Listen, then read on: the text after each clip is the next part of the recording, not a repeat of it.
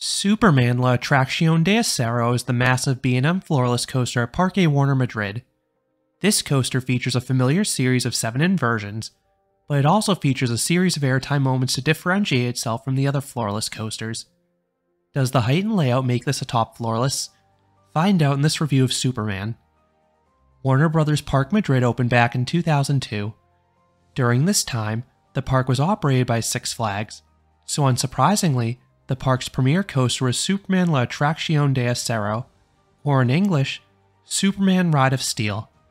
This would be the second tallest Bolliger Mabillard floorless coaster out there, only behind Superman Krypton coaster at Six Flags Fiesta, Texas.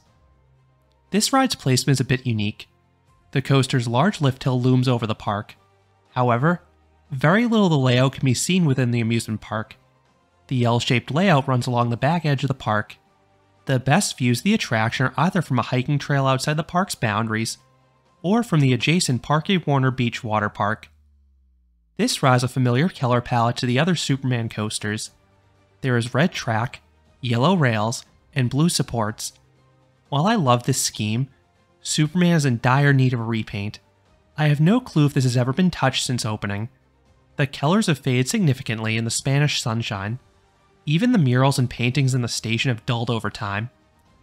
The entry plaza still looks great though. You have a fountain with the Superman logo, then the entrance takes you into the Daily Planet. The queue line starts by routing you past what feels like a museum to Superman. Then you go past the offices for the newspaper's reporters. The standby queue then continues into another room with some switchbacks. Then you head outdoors briefly to connect to the station building. When you reach the end of the queue line, the staff will admit just enough people into the station to fill the next train, so seating is on a first-come basis. If the row you want is already occupied, you cannot wait an extra cycle. The park lets the Corre Camino skip the line past users into the station before the standby queue, so they get the first choice of seats, and they often will select the front row. While this row is good, I think the coaster is best in the back row for the airtime. One awkward thing for those with Corre Camino skip the line pass is that their entrance is oddly placed halfway through the standby queue line. It's towards the end of the room with the offices. So if this ride's queue line gets backed up, you either have to awkwardly squeeze past everyone else to access the fast pass door, or you have to wait some extra time behind everyone else. How long will you wait for this coaster? This coaster's line tends to spike towards the early afternoon. I've seen it reach the 30 to 60 minute mark on a busy summer day, but the coaster usually has a minimal wait by the evening. This coaster has 2 trains, and I've seen them run both on a busy summer day.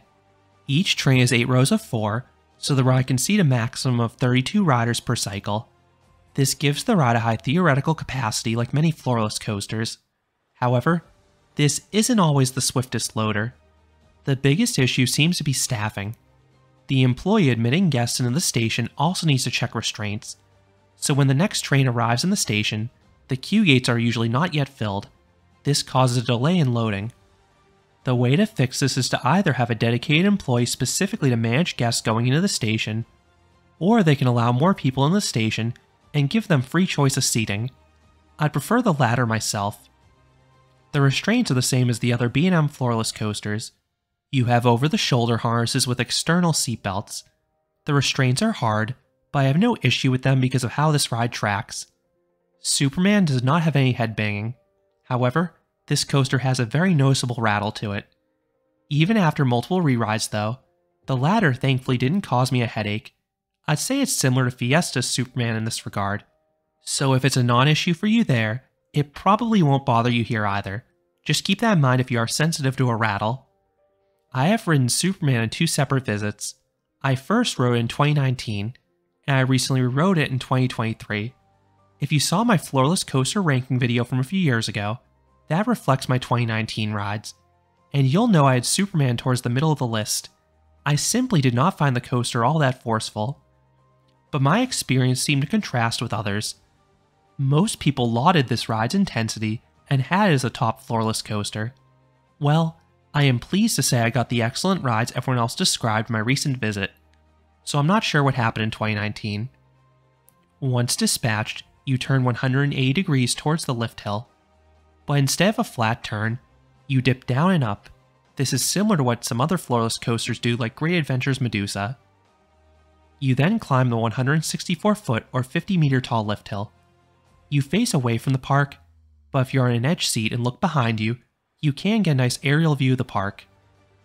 Once at the top, you have a small pre-drop and then you have the giant first drop. Most floorless coasters, and B&M loopers for that matter, have twisting first drops. Superman is different. This one has a straight drop. It's more reminiscent of something you'd see in a B&M Hyper. The end result is good sustained floater airtime in the rear rows. I wish B&M did this more often because it's a beautiful contrast to the positive Gs their rides are known for. This drop is very similar to the one on Wildfire at Silver Dollar City if you've ridden that coaster. Superman then has a giant vertical loop. I started to gray out on both sides of the loop from the strong Gs. The train does slow down at the apex from the loop's sheer size, but this does result in a tiny pinch of hang time in the back row. This is followed by an Immelman. You are really pushed into this element up front. The continuation of the positives from the vertical loop's pullout continues the gray out for me. This is the one element I find significantly better in the front. The Gs are much milder towards the back. Next comes the 0G roll. This typically is my favorite inversion on a floorless coaster, and it's no different here. This doesn't have the vicious snap of an old school B&M looper. Instead, this element is extremely floaty. You feel completely weightless in the front rows. Those in back will feel similar, but they'll also levitate out of their seat for the inversion, making it even better. Then comes a Cobra roll, and this is a pretty good one. The back gets a decent pull in the first flip, and a strong snap back down to ground level in the second maneuver. Meanwhile, the front gets very strong positive Gs climbing into the element. They'll start to gray out similar to the entry into the Immelman. At this point, most B&M floorless coasters of this scale will go straight into a mid-course brake run. Superman does not have one of those. This makes the ride's pacing so much better. Instead, you fly over a camelback. This is another element that feels borrowed from a hypercoaster. It offers a few seconds of good floater airtime. It's a brilliant design choice. It gives guests a brief reprieve from the assault of positive Gs while still offering an engaging element. Superman then treats riders to interlocking corkscrews. Both flips have good snaps to them, as the train is whipped 360 degrees through them. Now it's time for the finale, back-to-back helixes. The first offers nice positive Gs. Your legs will be tingling from the sustained Gs, but you also get a surprise airtime moment. The exit from this helix is a dive downwards. Everyone will get some good airtime, but the negative Gs are most copious in the back row. It's another spot of good floater airtime. This is immediately followed by a second upwards helix. It offers comparable force to the first, so you'll feel those Gs and your legs will also be tingling. This one takes you straight into the final brake run. You then return to the station, ending the 3,609 foot or 1,100 meter long coaster. This technically places it towards the middle of the pack for a floorless coaster, but the ride feels as long as the ones ahead of it. So what would I rate Superman? I would give this floorless coaster a 9 out of 10. This ride shocked me in 2023.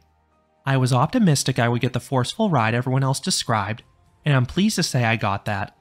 The inversions delivered the punch I wanted and expect from a looper. Most offer nice positives, but you do have that one floaty 0G roll. And what makes this coaster special compared to other floorless coasters is the incorporation of the airtime moments. These really diversify the ride experience and make it feel more complete. This ride does have the rattle I mentioned, but it's not a deal breaker for me. Simply put, the elements and pacing make this an incredible ride. So those are my thoughts on Superman La Atracción de Acero, my new favorite floorless coaster. What are your thoughts on this ride? Do you think it's a top tier floorless? Let me know down in the comments. If you enjoyed this review, I would appreciate it if you gave this video a like, and you considered subscribing, because there'll be a lot more roller coaster and amusement park videos here at Canopy Coaster. Thanks for watching.